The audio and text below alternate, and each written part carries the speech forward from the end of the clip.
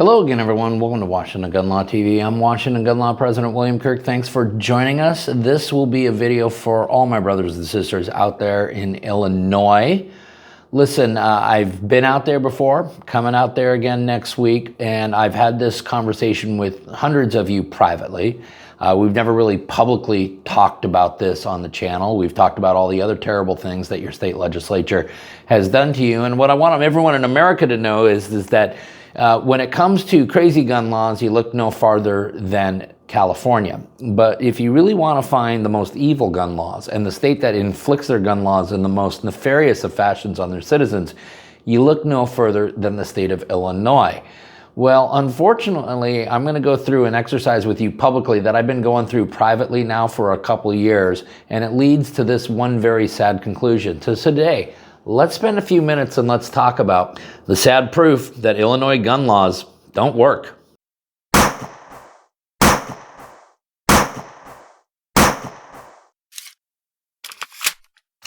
Okay, before we get going too far down the road we're going down, proud to announce that this video is being brought to us by Right to Bear and the Washington Gun Law Right to Bear Illinois road trip. That's right, Illinois, we are coming your way. We will be appearing at all four of these dates. Now, I got to make something really clear about the July 16th date. It is sponsored by the Aurora Sportsman's Club. We are not doing it, however, at the Aurora Sportsman's Club. Our good friend Todd Vandermeide there at Freedom Steel is going to have us appearing at the VFW Hall number 280 in Villa Park, Illinois. Listen, all you got to do is click on the link down below in the description box. There's a link there. You can get tickets for any one of those events. Once again, Illinois, we're going to be coming out there July 14th through the 17th right here at these dates. All the registration information down in the description box, brought to us again by our good folks at Right to Bear. Okay, so Illinois, as you know, I have a love affair with your state because I think your state reminds me so much of my state, which is that once you get outside the big city, in this case it's Seattle out here, it's Chicago, Cook County area there in Illinois. Once you get outside that, you realize that the state is absolutely packed full of hardworking, red-blooded Americans who just want to be left alone and live the life that they have chosen for them and their loved ones. Much like you get once you get outside the Puget Sound region of the state of Washington. So I think that I completely understand what it's like to live there. Unfortunately, there is one county and one city in particular that screws it all up for all of you in many, many, many ways. And what I have been doing every Monday for literally about 2 years now is I've been pulling up news stories on Monday to figure out how many people got shot in the city of Chicago over the past weekend. It's a very morbid thing to do, but it's just something that I've been doing over and over and over to just see how are Illinois gun laws working. And what finally got me to do something publicly about this is the appalling numbers that I'm going to share with you.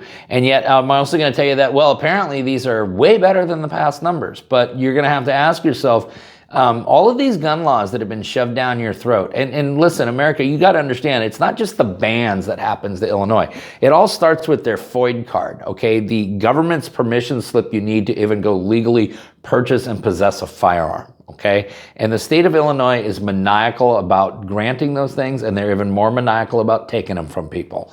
And so you have to understand the nefarious atmosphere that they have to operate in out there, okay? But looking at ABC 7 out of Chicago, Illinois, from the morning of July 3rd until the late evening of July 6th, how many people do you think got shot just inside the city of Chicago alone, okay? Well, here's what the story says. Well, over that time period, which again was the morning of July 3rd to midnight of July 6th, 55 people were shot and wounded, and 8 of them were fatally wounded. And you sit there and you go, oh my God, are you kidding me? That's just inside the city limits of Chicago. But then if you read just a little further in the story, you find out, oh, this is a radical improvement, because guess what happened last year? Last year, there were 105 people shot and wounded and 22 killed. Okay, that is literally like actual combat numbers that you would see in warfare there, okay? But then if you read a little deeper into the story, you realize that, oh, actually there was a mass shooting that also occurred 1 hour before the window of time in a place called River North, in which 18 people were wounded and 4 of them were killed. Which, again, if you want to add that to the weekend's number, brings the shooting totals to 73 wounded and 12 killed. But then if you go through the story and just start reading all the little details that are in it, and don't worry, you don't have to take our word for it, it's all linked up down there in the description box for you, you realize that this is an absolutely horrific tale of street gun violence. Let me give you an example of what the things this story talks about. Sunday around 10:30 p.m., police said they were called to near Ferdinand Street in Laramie on the west side. Officers say they found 2 men shot in the alley. One of them was shot in the face, the other in the leg. Both were taken to the hospital to be treated. Around the same time, Chicago police said they were also called to respond to a shooting along Laurel Avenue. Investigators said a 25-year-old was shot in the leg.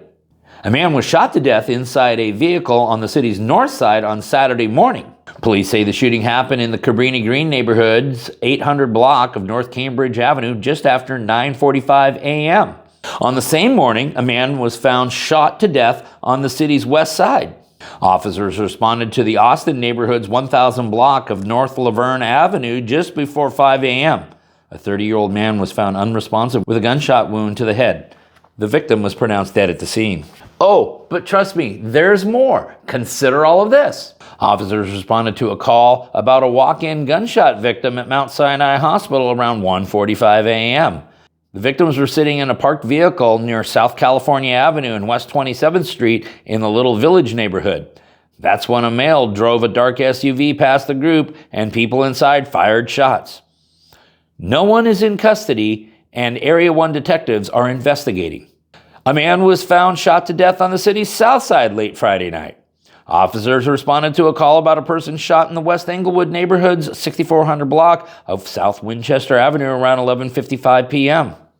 Responding officers found a 36-year-old man who had suffered a gunshot wound to the head. The victim was transported to the University of Chicago Medical Center where he was pronounced dead. And just minutes earlier, at least 7 people were seriously injured in another mass shooting in the back of the Yards neighborhood. Police said officers responded to the 4800 block of South Justine Street just before 11:15 p.m. 2 men walked up and started shooting into a crowd of people outside, police said. All of the victims were hospitalized in serious to critical condition. Yeah, just how good are Illinois' gun laws working? Well, I'm not done with the story yet. A 27-year-old woman was shot in the leg, is listed in serious condition at Mount Sinai Hospital. A 21-year-old woman shot in the thigh is listed in serious condition at Mount Sinai Hospital. A 21-year-old man shot in the quad and foot is listed in serious condition at Mount Sinai Hospital. A 29-year-old man shot in the arm is listed in serious condition at the University of Chicago Medical Center. A 25-year-old woman shot in the flank is listed in serious condition at the University of Chicago Medical Center. A 25-year-old woman shot in the buttocks is listed in critical condition at the University of Chicago Medical Center. Oh, and why that was going on just minutes earlier? Minutes earlier, an Avalon Park shooting left a teenage girl dead and a man injured. Police said the shooting happened in the Avalon Park neighborhood's 1200 block of East 83rd Street around 11 p.m. A male suspect approached a 16-year-old girl and a 35-year-old man took out a gun and fired shots. Oh, and by the way, the other sentence that you get at the end of all of these horrific tales, it's one that reads, "No one is in custody and Area 1 detectives are investigating."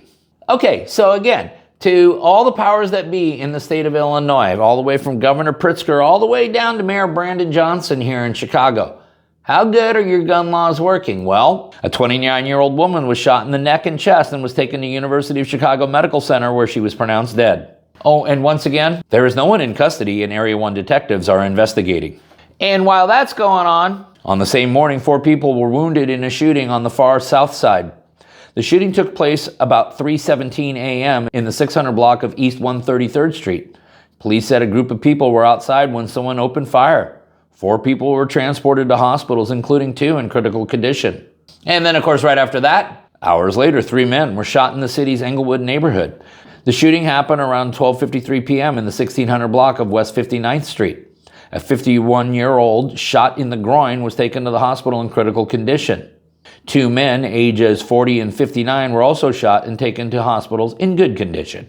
And it goes on and on and on from there. Now, For all of the gun laws that they have passed in Illinois, and Illinois has absolutely some of the strictest gun laws in America.